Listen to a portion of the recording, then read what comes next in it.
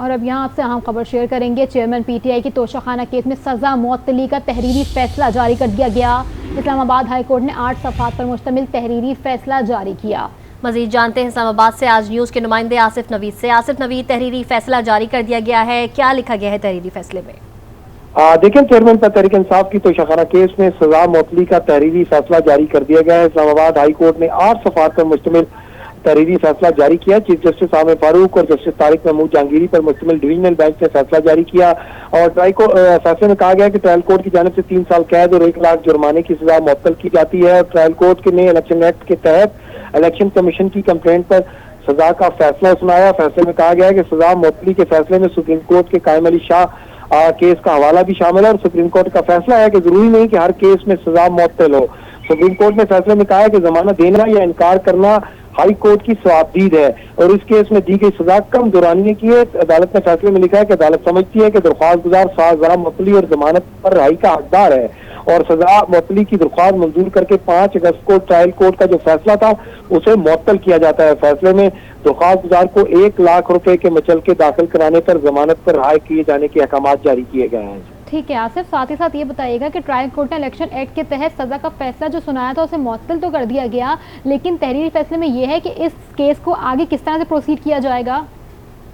देखिए, अब इसकी नई तारीख मुकर्रर होगी क्योंकि फैसला आ गया। ये सजा की मुअत्तली और जमानत पर रिहाई की दरख्वास्तें थी जिस पर फैसला है। अभी उनकी जो नजरसानी की अपील है उस पर फैसला होना बाकी है।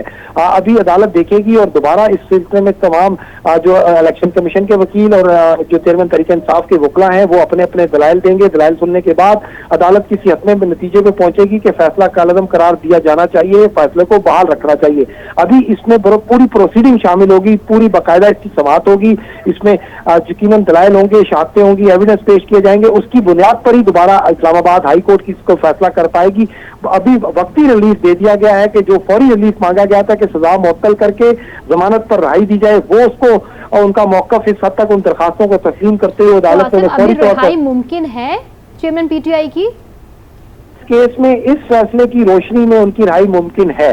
यानी कि अदालत ने तोशाखाना केस जिसमें उनको सजा दी थी वो सजा मुअत्तल कर दी है और उनको जमानत पर 1 लाख के मुचलकों पर रिहाई करने का हुक्म दे दिया। लेकिन चूंकि उनके ऊपर 100 से ज्यादा दीगर मुकदमात भी हैं, अब ऑफिशियल सीक्रेट एक्ट के तहत अभी एक वजाहत सामने आई है या एक मरासला सामने आया है जो ATC कोर्ट की जानिब से जेल हुकाम को लिखा गया, जिसमें कहा गया था कि इमरान खान जो चेयरमैन तहरीक इंसाफ है वो ऑफिशियल सीक्रेट एक्ट में जुडिशियल रिमांड पर जेल में है, उनको जेल में रखा जाए और 30 अगस्त को उनको दोबारा समाअत के मौके पे जब 14/2000 जुडिशियल रिमांड खत्म होगा तो अदालत के रूबरू पेश किया जाए। अब कल उनको उस ऑफिशियल सीक्रेट एक्ट में गिरफ्तारी चूंकि उनकी हो चुकी है, जुडिशियल रिमांड पे है, अब उसके तहत उनको दोबारा जो है वो अदालत के रूबरू पेश किया जाए। इस केस में आज तक उनकी जमानत हो चुकी है, रिहाई भी हो जाएगी, कागज भी तैयार हो जाएंगे, लेकिन इसको अगर अमली तौर पर रिहाई कहें तो नवीद आपने हमें बताया कि रिहाई भी हो जाएगी और ये सजा भी आज मुअत्तल कर दी गई है। आपका बहुत शुक्रिया।